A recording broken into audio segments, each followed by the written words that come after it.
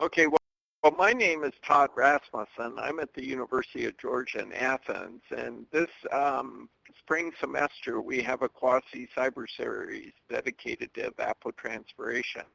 And it's such a broad topic. There's a number of different areas that we'd like to focus on. Stephen Brantley down at the Joseph W. Jones Ecologic Research Center at Itchway had put this together, but I'm covering for him this week. The topic is Frontiers in Measurement, Modeling, and Management from the Leaf to the Landscape. I move on to the next page. This week's speaker is Stan here, also in Georgia, at Georgia Southern University. He'll be talking about the current state and challenges of modern tree canopy and water storage. The other ones that we have planned for presentation in the coming weeks are Pamela Nagler at the USGS Southwest Biological Science Center. And she'll be looking at red gum eucalyptus from the Murray-Darling River Basin, Australia. After that, we'll be looking Adrian Harpold, University of Nevada, Reno, looking at water vapor fluxes from snow-covered landscapes. And then Paul Stoy from Montana State University the week after that. So I think there's an exciting program this semester on evapotranspiration. I welcome everybody for joining us today.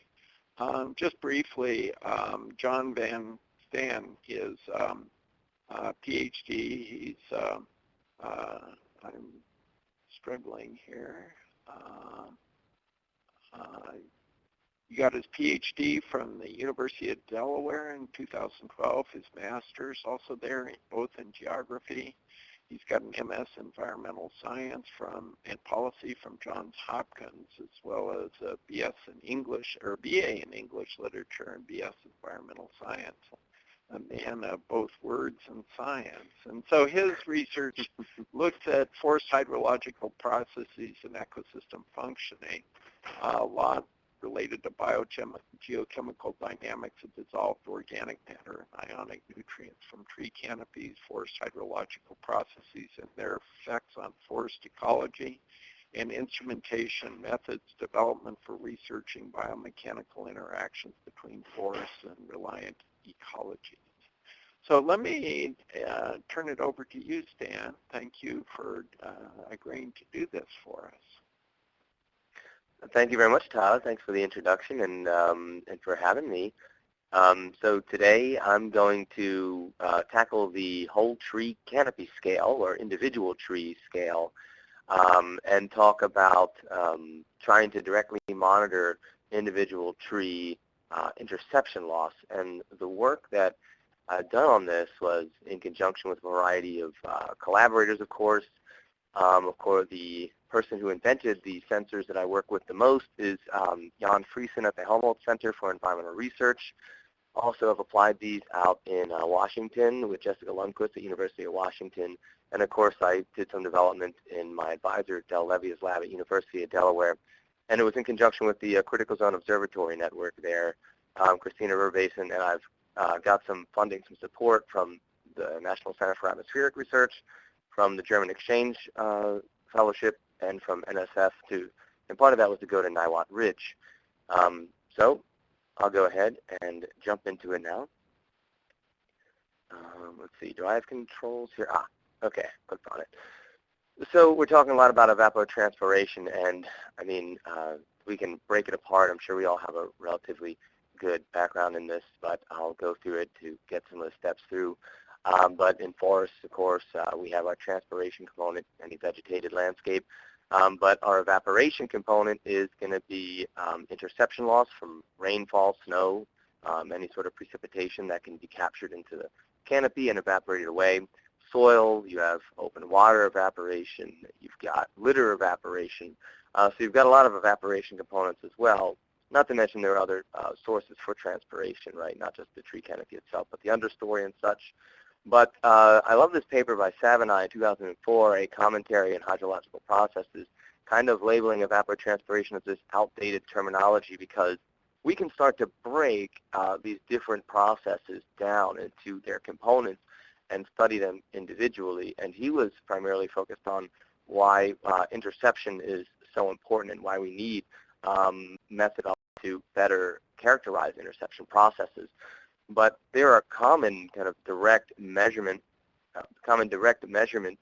techniques, so direct enough for like transpiration, like Grenier sensors and such, soil evaporation, things like that, elements of the evapotranspiration overall term, but monitoring interception loss from forest canopies is still problematic.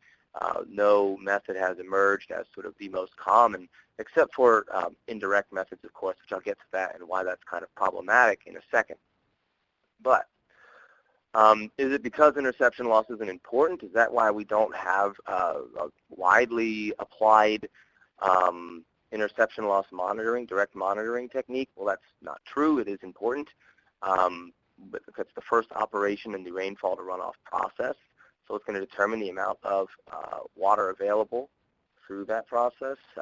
It's also going to control the timing and spatiality of any water inputs to the surface, and as a result, right, it's going to control when water can be released as through fall or produced as stem flow. And in that regard, it's going to control soil moisture, solution chemistry. There's some studies showing that it will alter recharge patterns. Of course, there's many studies looking at interception loss in stream flow. There's even a study with a new colleague of mine, a microbial ecologist, looking at how this interception and routing of precipitation affects microbial community structure. That's a new paper in ecohydrology. It's also impacting, will impact regional and global climate, essentially how we parameterize or how we quantify our water storage component in forest canopies will impact, I think they said something like 1 to 2 Kelvin. And that's because of it'll alter the amount of evaporative fraction and therefore the top of atmosphere albedo. So interception loss is important. Could list even more reasons, but to keep it brief, I'll just say, the real reason we don't have this this direct measurement technology is probably because of the process itself. It's difficult to monitor directly. So I'll walk you through the process here. Whenever rainfall contacts the canopy, it begins to fill up a bucket in a way, and that's our canopy water storage here. After the canopy storage is filled, it starts to drain to the trunk, and that starts to fill a trunk storage. Of course, trunk storage can be filled, can be starting to saturate, even if canopy storage isn't saturated yet, because rain will contact it. But the majority of that saturation happens after the canopy's been saturated and allows drainage to the trunk. Then there's evaporation rates from these two compartments, these two storage compartments. They differ slightly because of differing micrometeorological conditions. Right? Clearly your canopy is going to have, for example, be more exposed, and your trunk's going to have less, say, wind movement and such around there. But then once these are saturated and the balance between rainfall rate and evaporation rate favors the drainage of water from the canopy and the trunk area, you get your through fall and your stem flow draining. But as you can see, all the blue parts of this process are highlighted because those are the interception loss components, the storage components, and the evaporation components. And these are relatively tricky to measure. If you think about it, how do you measure the amount of water that's stored on a trunk? And then when you think about how do you measure the amount of water stored in a canopy, why, that gets even more complicated because a trunk is generally easy to conceptualize and shape. However, the canopy is pretty heterogeneous in its structure. Right, and then evaporation rates, especially wet canopy evaporation rates, are difficult to get, and so eddy covariance has had difficult time getting these rates. Now with closed path eddy covariance, it's getting better, but it's still a challenge. So there, of course, has been an indirect solution that we've developed and is commonly used, where we say measure the amount of rainfall in the open or above the canopy. That's our PG. Then we minus the amount that makes it through as through fall, this drip fraction, or the fraction that moves through the gaps of the canopy. And we do that with these funnels or these troughs, as you can see, funnels on the left, troughs on the right. then we minus what makes it through as the stem flow fraction by wrapping these collars around the trunk and diverting the stem flow to a bin. Stem flow and through-fall can vary substantially in a single plot, especially, so if you look at through-fall, you can have these drip points where you have more, say, you have different branches coming to branch confluences and having more of a drainage area, and thus can create a concentrated drip point. Stem flow, I can show you these two species here. We got pine on the left, and you can put 4 large pine trees to one stem flow bin, and it'll never overflow. Well, it might if you have a really large storm. But a beech tree there on the right, that's a European beech, it generates so much stem flow that they've attached 4 of equivalent size bins to one tree, and I can guarantee you that at least one of those bins is overflowing almost every storm or every other storm. Now, when you minus these two things from rainfall, you're left with what didn't make it through, and that's our interception loss. However, this method can result in rather erroneous estimates simply because if we don't have a representative sampling of stem flow or a representative sampling of through-fall, then we're not going to get a good idea of what really made it through. So if we measure a drip point for through-fall, where we have 110% of rainfall coming through there, well, we're going to get a negative measurement for interception loss, implying that canopy created rain, which is not possible. So there's some problems there. And we also have indirect solutions to get at the components in interception loss, to look at the water storage, which I'm just calling S here, and the evaporation rates, which I'll just call E, where we kind of regress rainfall against through-fall or stem flow, or the sum of those as net precipitation.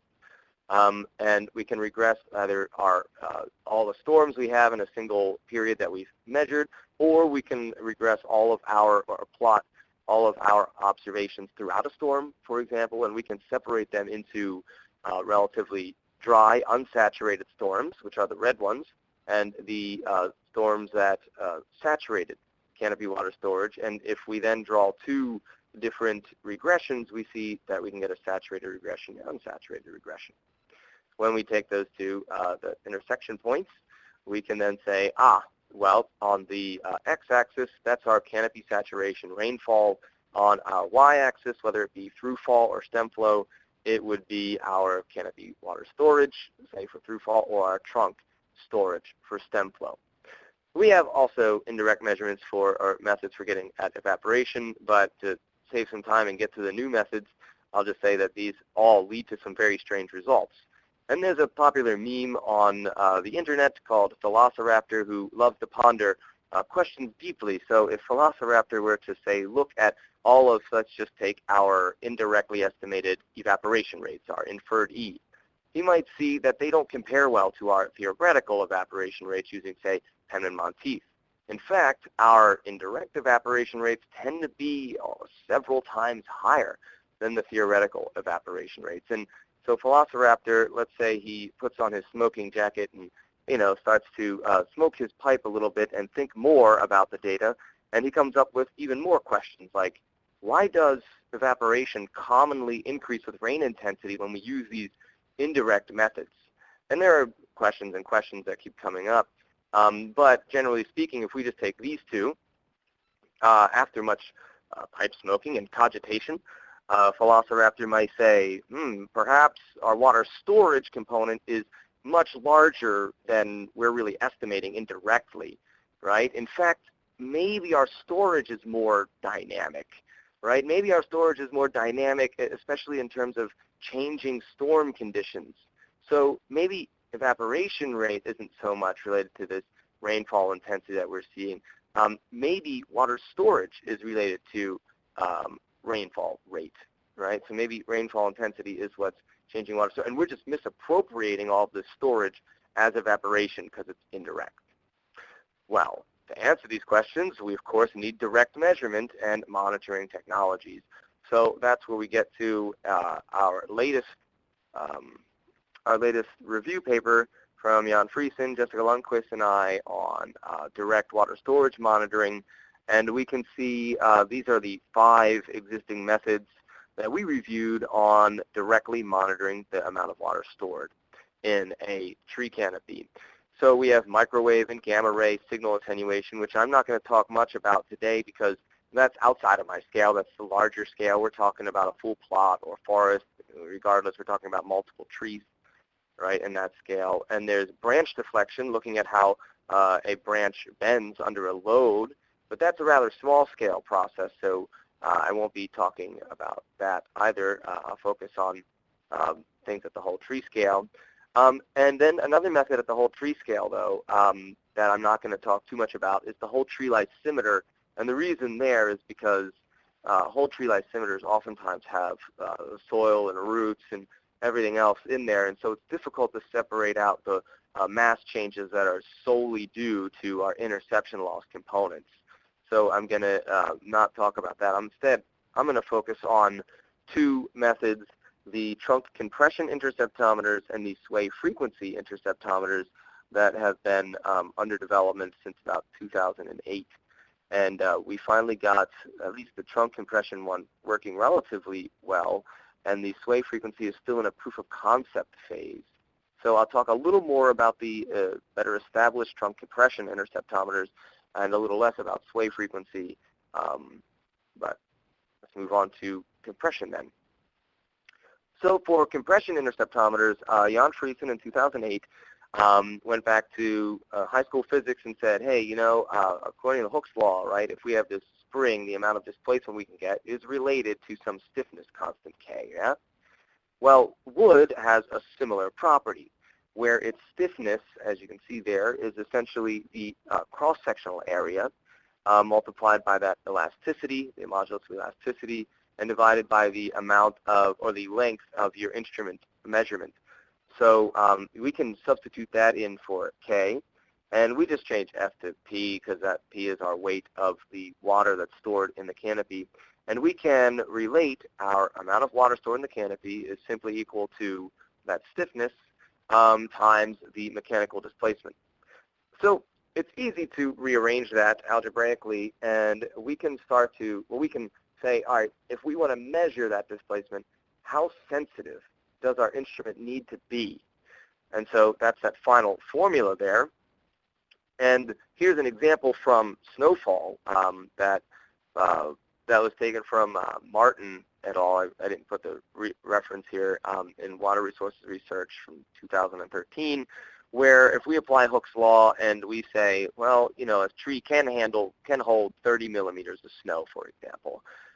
Well, the loading of 30 millimeters of snow over a crown width of 5 meters, we can plug that into Hooke's law. We can plug in an elastic modulus that we just estimate from the USDA Wood Handbook, around 7.6 gigapascals.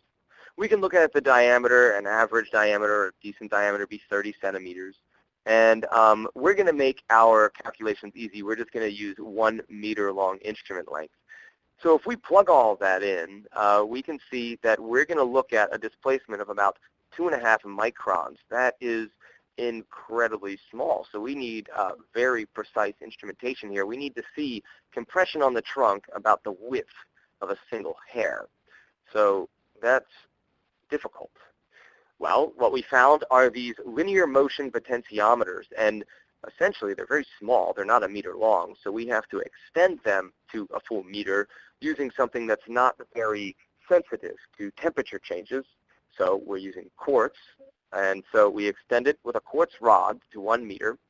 And what happens is we fix one end to the trunk, and the other end we allow to move the potentiometer rod, as you can see in that lower picture, that blue box with the rod in it. What you then provided is in prong 3, if you look at the upper right-hand side picture, prong 3 comes from our excitation, and so we provide, say, 2,500 millivolts. Prong 1 goes to ground, of course, and then you have a variable resistor that changes as you push that rod back and forth. So a rod that's fully extended is going to let all of the excitation voltage through, and you get 2,500 millivolts. A rod that's fully pushed down gets 0, and so as it changes, you can essentially see how many millivolts are allowed through, and you can relate that to how much distance has been moved on the potentiometer rod. So that works nicely, and Jan Friesen and was able to get an example storm with a certain installation technique back in 2008. However, it was very difficult to get a storm. They monitored many, many storms trying to get it to operate correctly. But there's some problems. For example, no forest looks like the one on this slide, right? No tree really is that well evenly distributed. They all kind of have a really uneven distribution of biomass, and thus the water stored there is going to be very uneven.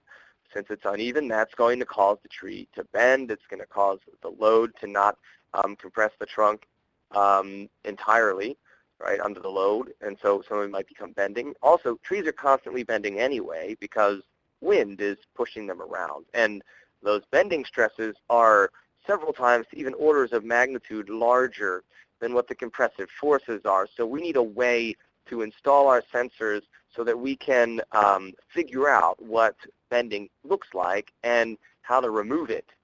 So we need a really precise installation technique. And at the same time, I had developed a laser scanning device to look at bark microrelief and relate that to stem flow. Well, I thought, wow, this could probably help.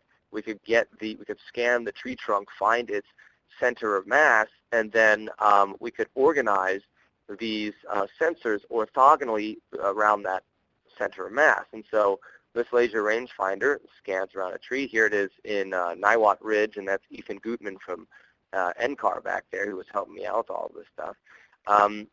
And when you have your center of mass, here's a figure from the paper, you can put your strain sensors directly opposite each other and orthogonally around that center of mass. And what happens is if the tree bends in the direction of those axes, they will actually show zero bending, because bending is a process where one side of the tree compresses 1 unit, the other side elongates 1 unit, plus or minus.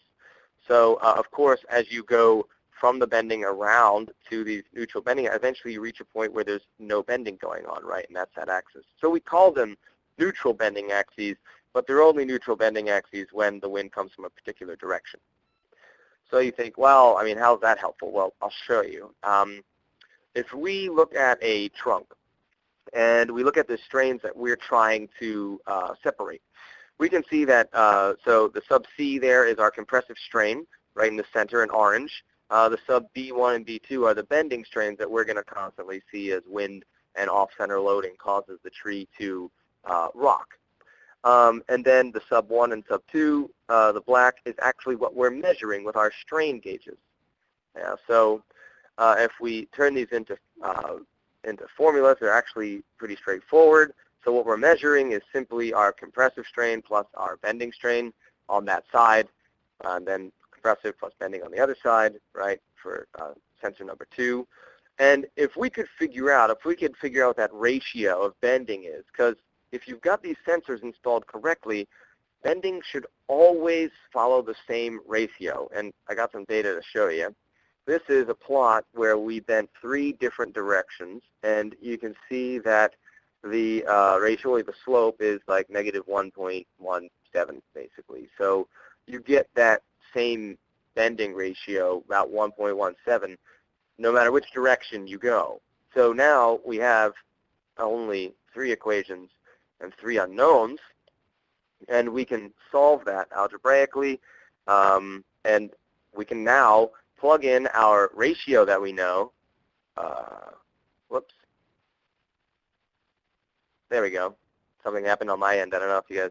But anyway, so you can see that you can plug in your ratio that you've derived in the field, that you've taken from field data, and you can plug in your measurements, and you should be able to find out what compression is. So just to show you what happens when they're not installed correctly, here you can see that we have our signal on the left y-axis, our signal ratio between the 2 sensors on the y-right axis, and just time. And we bent in the same 3 different directions for a tree that was not installed correctly. It was only 5 centimeters off from the center of mass. And you can see that our ratio between the compressive and the elongation strains are different. So you don't get the same ratio unless it's installed properly. So We then decided to go out to Fair Hill Natural Resource Management Area, which is part of the Christina River Basin CZO, and we went to the Seattle Public Utilities Cedar Creek watershed, and we installed these sensors on some trees to try and remove the bending with this new method and see if we could get some really good data. So here's one of our first storms. This is from a hemlock tree, and it's a rather large storm. It's almost 100 millimeters, and you can see that the compression signal there stays around 0 until it rains, and then you can see that it loads the tree up until the tree reaches some sort of maximum water storage. So we're measuring the compression of the trunk, maxes out, and we have some storage. And if you notice, also, the storage is dynamic, right, throughout the storm. So Velociraptor was right. Storage is dynamic. And also, once the storm ends, you can see that we can actually estimate an evaporation rate after the storm.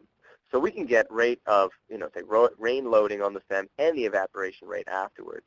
And then we can compute evaporation rates using the water storage, wet canopy evaporation rates if we use that water storage. So it worked. It also worked even better with snow because there was larger load, and also the snowstorm up there didn't have so much wind. So we could even better evaluate or better capture the compression because the more wind, the noisier things get. Also, the canopies are better distributed in these hemlock trees than they were on the beech trees and poplar trees we were using at Fair Hill at the CZO. So this is a plot from, there you go, there's the citation I forgot earlier. It's Martin et al. 2013.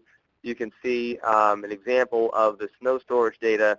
So we've got snow accumulation on the ground, the SWE there as the dashed line going up.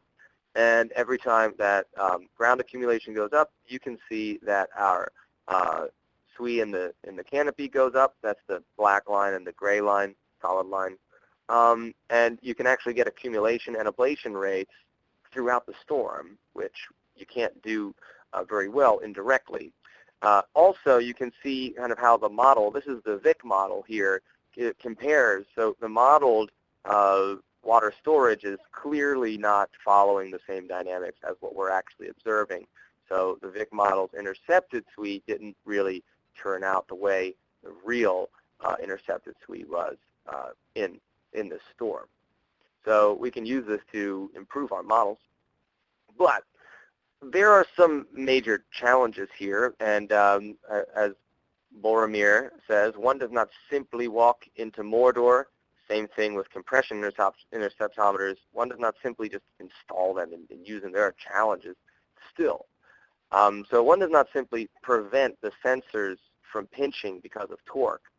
So we're dealing with bending pretty well with our bending ratio method, but torque can still pinch our sensors, and this figure here is simply showing us the bottom strain is one sensor that didn't torque and get pinched, and the sensor on the other side should be mirroring it pretty well. But if you notice, there are periods where the torque traps the sensor and causes flat lines here, flat line there, flat line there, flat line there, and prevents it from representing the actual processes going on. So that's very difficult to prevent. Perhaps there's a new clamp design that will allow that sensor torque to not pinch the sensor. We're thinking about that. One doesn't simply choose any epoxy either. You don't just glue it on there with a Home Depot epoxy. Here's a figure, and so it looks tiny here, but this little thing here is our potentiometer, and this was the bolt that it was epoxied to, and it had come out from the bolt. Well, that's because our Home Depot epoxy wasn't suited to all of the temperature changes and such that was going on here. Also, I think it was something that the potentiometers are plastic, bolt was metal, but most epoxy should handle that well.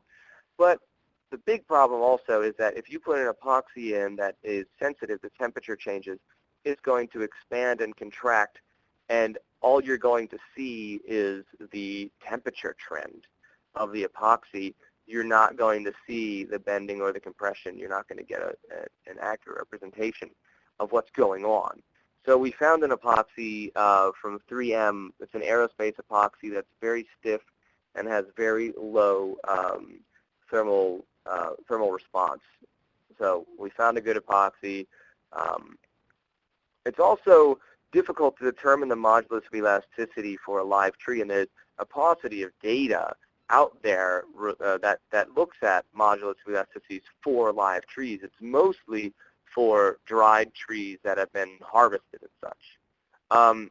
I've also put on here the axial versus the radial modulus of elasticity because that's a big point. It's easy to get the radial modulus of elasticity. You just go up there and you can attach a rope and pull it at known, say, known weights. Like you can put 20 kilograms on it, and then 40 and 60 and 80, and you can get you can regress that, and you can get a slope of that line, and that slope is basically your modulus of elasticity.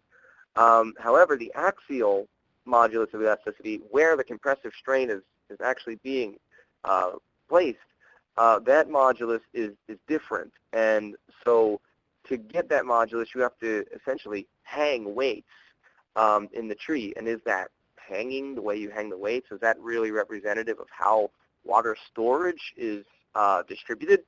Also, if you try to hang the weights and they're off axis, you can have bending that now you're not seeing all of the compression that you need to determine your modulus of elasticity or your displacement. Another problem about the axial modulus of elasticity is that we have tried to use just rope strain. We've screwed in eye bolts above and below the sensor and equally on all sides, and we've pulled down enough strain on there, and we've measured it with strain gauges where we could get up to, we got 400 kilograms of strain on those ropes. And interestingly enough, because of the mechanical properties of trees or so, we saw zero displacement, which is crazy. All it did was stop the tree from shaking, and we saw no displacement. So it's not easy to get that axial modulus of elasticity. The solution that we have now is we get the radial, and then we use the USDA Wood Handbook to relate the radial to the axial because they've done relationships. But that, again, that's not live wood. That's wood products from these trees, cut down and such. Also, you know, it's not easy to just get, it's not just getting one modulus of elasticity. You have to get moduli of elasticity across different field conditions. So temperature changes it, moisture changes it. Also, freezing. If it freezes or is thawed, we've seen drastic changes in the modulus that way too. So it doesn't just go up there and work as flawlessly as we'd hope. So we still have to develop solutions to these problems or issues. So getting into sway interceptometers, now they're relatively new in coming into the field now, but back in '84, Papesh did a study looking at sway and how sway changed as a canopy got heavier with snow interception. But back in 2011, John Felker at OSU came to AGU and said, hey, is the answer to monitoring interception loss blowing in the wind? I like that title. And it spawned also a master's thesis from Corman and another presentation by Lamas. But there's different ways to represent your tree and relate your mass to your sway. Felker has a damped spring formulation. This is just one that's been solved for a cantilever beam that gets skinnier like a tree with a concentrated mass on top here. But regardless of how you formulate it, your change in your mass in the canopy is simply related to the change in your sway frequency squared. So here in this, we have our natural sway frequency represented there squared and a change in mass. Big M is our mass of trunk, little m mass of canopy. So you have to kind of estimate these dry masses. You have to have an idea of where the height of the canopy center of mass is located. So that's a bit tricky. You can do it by eye or use terrestrial LiDAR, but even pulling out a tree structure is still tricky there. You again, of course, need your elastic modulus. Your moment of inertia is simply a formula, and then your water storage can be determined. Essentially, these variables can be determined in the field with measurements like how big the trunk is. You can then turn that into how much you think the trunk mass is and things like that. But you can also use USDA Wood Handbook estimates too, because they have a lot of mechanical properties there for a large variety of forest species. Yet, it's primarily those that are of economic interest, of course, because it's the USDA. But you take an accelerometer, essentially, which will measure the sway in 3 dimensions. You can make it only measure it in 2 if you like, or so. But here's the accelerometer that was used at Corman. This was also used by Felker, and I believe it was used by Lamas as well. But this is a small USB stick that you can just fix to the tree. And there's 2 of them fixed to the tree canopy right there, fixed right below the trunk. And when you fix it there, you let it, sway in the wind as it rains, and then you can sort of relate that sway to an actual mass that's been stored in the canopy. Well, you want to fix it in a particular place. You want to fix it right below the canopy. And this is for 2 particular reasons. One, it's going to maximize your displacement, because if you put it really low down on the trunk, right, when the wind sways, the trunk down that area is not moving so much, but it sways, most of the sway is higher up on the tree, so that's where you're going to get your actual displacement of the accelerometer as the tree sways. The other reason is you don't want to attach it further up in the canopy, because if you do, you're really just getting the sway of, say, an individual branch, and getting that individual branch is not what you want. That's not your whole canopy. Right. So you can wait for the tree to sway just because the wind is blowing by during a storm or so, but you can also set up a system to sort of ping the tree, where you pull the tree back and release it and shake it. Of course, there's problems with that, because if you shake the tree, you could be shaking water off that's entrained on the tree. It's also difficult to set something up that can do that, say, automated, in an automated fashion. But the tree pinging thing has also been used to try and initiate sway. So here's an example from the 2011 poster from John Felker, where he looks at a tree, I believe it was in his backyard, a wet and a dry oak. And the wet oak peak, if you notice the sway, right, the frequency goes down, because, right, as something loads, the sway period goes up, right? And so your dry gives point about 1/3 of a hertz, and then it goes to about 1/4 of a hertz.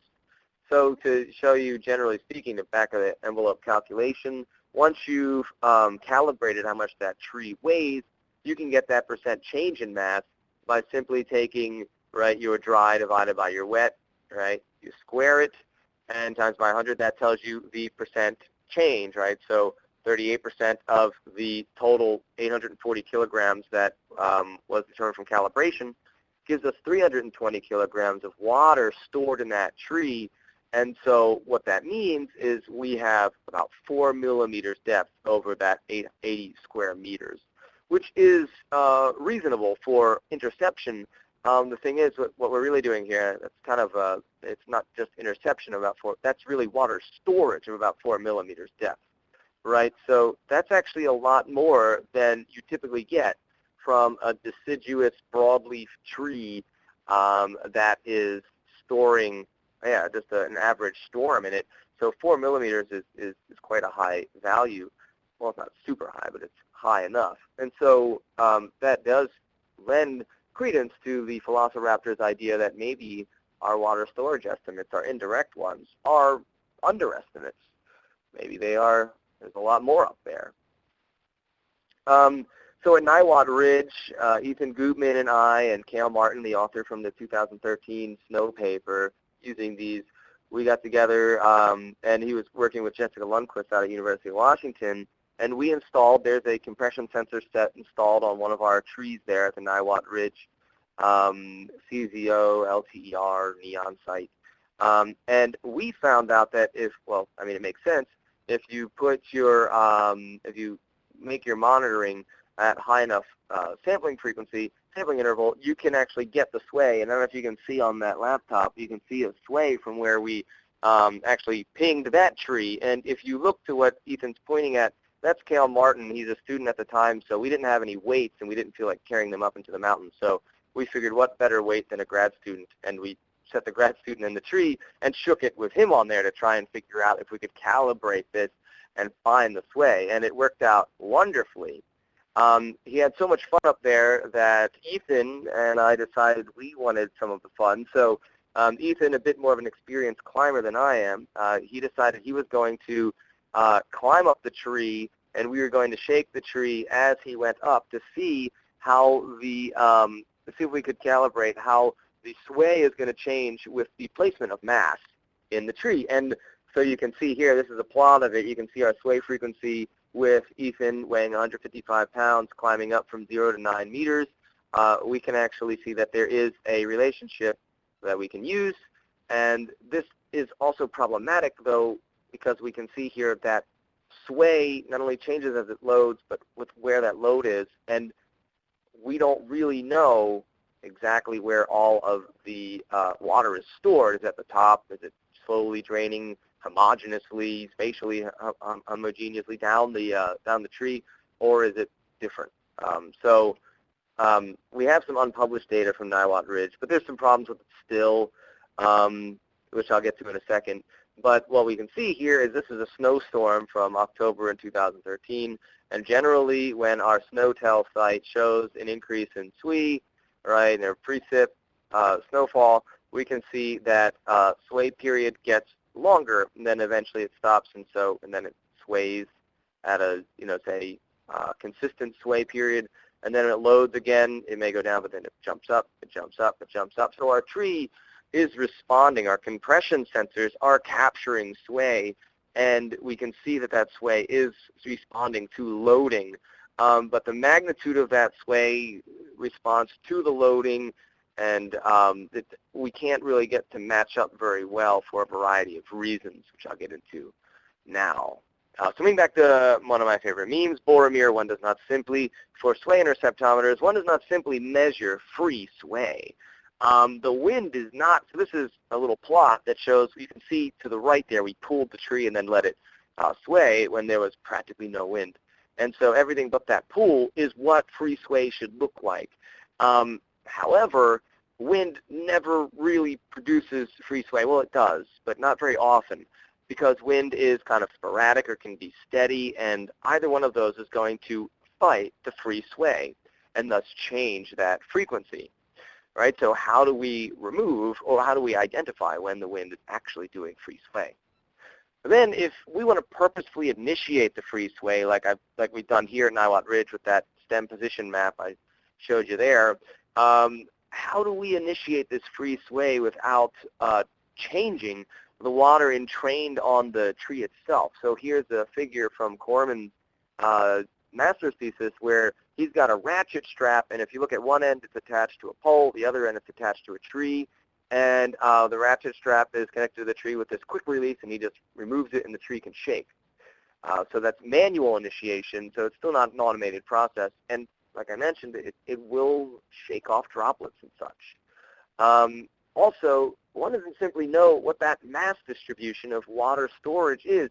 Now, it would be nice if rainfall was homogeneous over the tree and coming, vertically, but we have oftentimes wind-driven rainfall, which is going to preferentially wet different sides of the tree and cause different dynamics in that mass distribution of water storage. So we don't have an answer for that yet. Also, just like the modulus of elasticity changes with field conditions, well, the sway is part of that, right? That's part of what determines sway. So that's going to vary the amount of sway that we get or the sway behavior. So we need to resolve that for the trees that we're monitoring as well. So in conclusion, it's possible to monitor whole tree storage. It can be done, and we've done it on several storms, well, more than several, for different tree species. The problem is we have a couple of issues that we need to address to make it just to allow it to be more generalizable across different forest types and such, and maybe an out-of-the-box kind of method.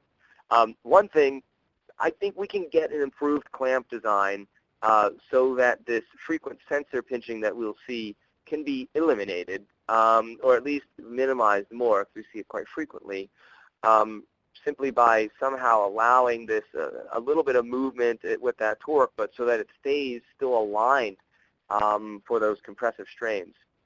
So that's one step in engineering design. The installation technique right now is somewhat, it takes a long time, and there are a lot of steps in it that could result in, say, improper installation. So installing these things requires a bit of a specialist along with you to make sure that it's all going to be kosher. If we could just streamline that, perhaps that's also part of designing a better clamp system. For the sway method, the big ones are isolating truly free sway periods. Right now, we don't know which are free, we don't know which are forced, and finding a way to look through all of those observations, which already accelerometers and compression sensors give you a ton of data if you're measuring sway, because you have to measure at like 10 to 20 hertz or so. So that's a lot of data. So combing through that and finding out which periods are free and not is going to be a challenge. We don't have that method lined up yet. Also resolving that mass distribution, because if we don't know where it is, then we can't necessarily say how much it is, because it could be a small load at the tippy top or a large load near the bottom. So we don't exactly know that at the moment. So that's why sway, I believe, is still in that proof of concept phase. Now, it would be really great is to pair these instruments, and they're inexpensive. I mean, compression, a sensor set costs a couple $100 to put up. The sway is even cheaper. I mean, I think those little blue accelerometers are, since I can see acceleration with my, or accelerometer, or sway, sorry, if I can see sway with my compression sensors, I haven't put many of the actual accelerometers up, but I think they run about $100 to $200. So, I mean, for less than $1,000, certainly you could have both of these instruments paired up in a tree. And if you could pair them, well, then you can cross-validate. You can say, wow, the compression method is telling me that I have, 10 millimeters of water stored up there, but the sway is telling me 20. And maybe that can tell you that, well, it's because we don't know where that 10 is. Maybe that 10 is really high up, and so it's giving us more of an effect. All right, so that cross-validation will not only allow us to say, are these two direct methods within the ballpark, that's really what's up there, but it'll also allow us to determine that mass placement. We could resolve where the mass is, and maybe even what that distribution is if we can put a couple of different accelerometers up there and on individual branches. And that still would not be too expensive. All right. So that's everything. Thank you very much, and acknowledging some folks here who helped me along the way. And I'll go ahead and open it up for questions. Thank you. Well, thank you so much, John. That was fascinating. I had a whole list of questions, but unfortunately you answered just about every single one as you went through the talk. I have a couple, but I was going to invite the audience to either type into chat or perhaps Emily could open the microphone. I don't know which you'd prefer. I think we'll leave the mics muted since there are so many people on the line. But go ahead and type your questions into the chat box, and we can help read them back to John. Okay, John, let me just ask the one question you didn't answer, is I was just thinking, say you had a side branch that was being loaded. Could you actually just measure individual branches as they get loaded or as they sway? Yes, you could, actually. And there is a set of papers where people had put up, so you can get the linear motion potentiometers like we use, or you can get these strain sensors that are literally like little butterfly Band-Aids. And you can clear off a bit of bark and put it on there, and they're very inexpensive, and you can put tons of them on a data logger. So you could monitor every branch as it loads with these smaller strain sensors. and that would give you a lot of information. But of course, it's then processing it all, especially if you're looking at sway, if you're measuring all of those larger maybe branches at 20 hertz or so. One of the problems we have around here is freezing rain. I mean, something like that. I mean, the loads on these, you see a lot of tree damage because of the incredible loads on these. Is that, I mean, in one sense, though, that'll run afoul of your temperature effects, I guess, the wood behavior under freezing conditions. Yes, it would. Yeah, and I mean, you can always go and do all of the calibration when it's freezing, when it's really cold out there and such, and then you should be able to use that modulus where you start to get like times where it's below freezing, above freezing, below freezing, above freezing. So that mixed rainfall or that mixed precip, that's the problem, one of the big problems. But you can always essentially get your modulus of elasticity during the cold and while it's freezing, and then you should be able to use it relatively accurately.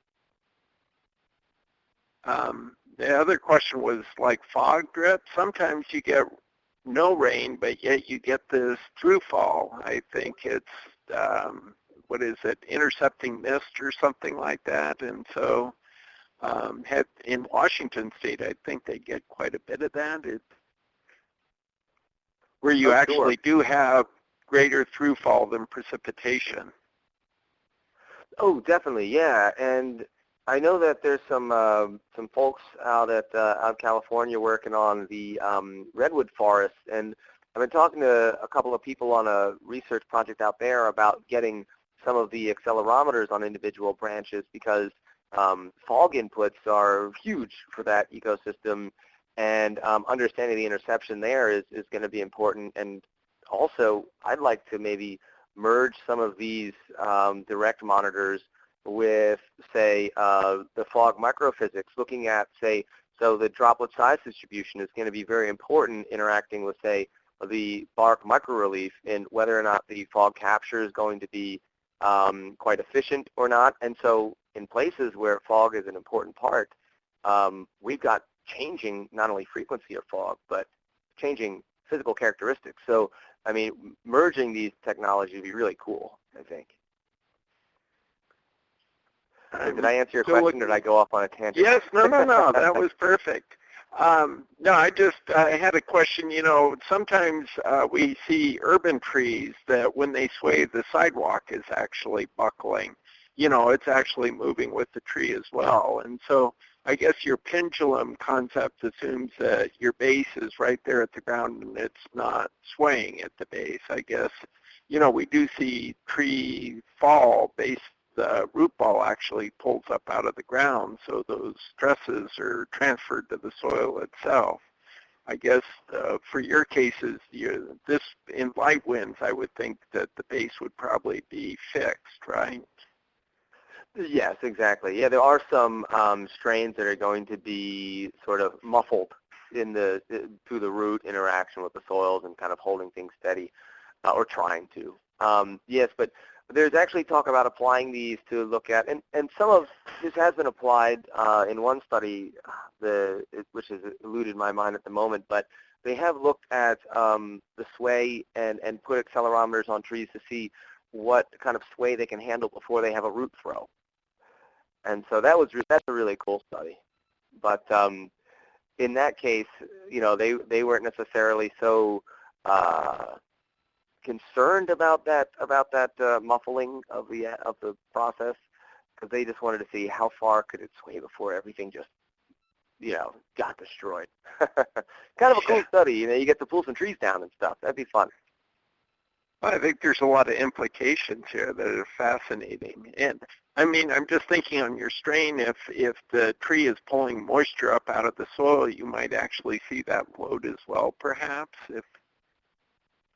Yes, yeah. Actually, the Lamas et al. 2013 presentation actually saw diurnal changes in the tree weight, and so they were able to remove a lot of the temperature influences, because, you know, temperature changed that sway and all. But they were able to remove that and still see significant changes in tree mass, and they were, of course, relating that to transpiration.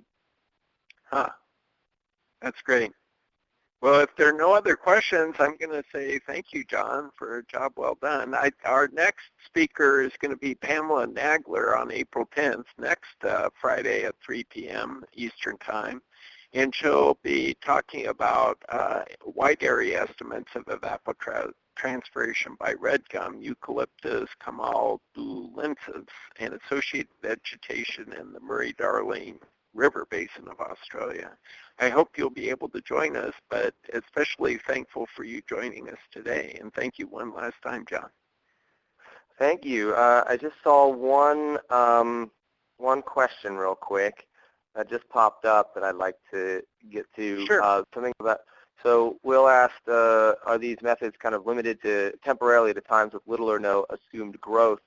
Well, after about 2 years, the compression sensors have to be rearranged because the growth will move them out of alignment. So, and that's kind of a pain because they have to be screwed in or hammered in or depending on what it is. So if you're removing these things, your monitoring period is limited, or you have to find new places to put it, and you can really end up, harming your tree with these, which, transpiration, grenier stuff has the same kind of pitfall. But as you calibrate, you have to be careful to calibrate when, like if you think there's been growth, you should calibrate again, right, to see if there's been a change in the modulus of elasticity. So every year or after every season, we'd go out and check the modulus of elasticity to make sure, because if you have growth, it's going to change those mechanical properties. What else? I had one more thing about growth. Oh, but you can actually see, sometimes you can see, well, I know you can see the leaf growth. You can see leaf out and leaf fall, and you can quantify generally what that leaf fall weight was and get a biomass estimate of leaves, and so that's really interesting too. So growth is definitely a thing you can monitor, but also you want to be careful of. Cool. Oh, thank you, Will. Well, thank you everyone for joining us today, and we hope to see you next week. All right. Yes, thank you, everybody. Thank you, Don. That was excellent. And Todd, thank you so much for filling in today. Thank you. My pleasure. All right. Goodbye, so everyone. We'll see you all next week. See ya. Bye.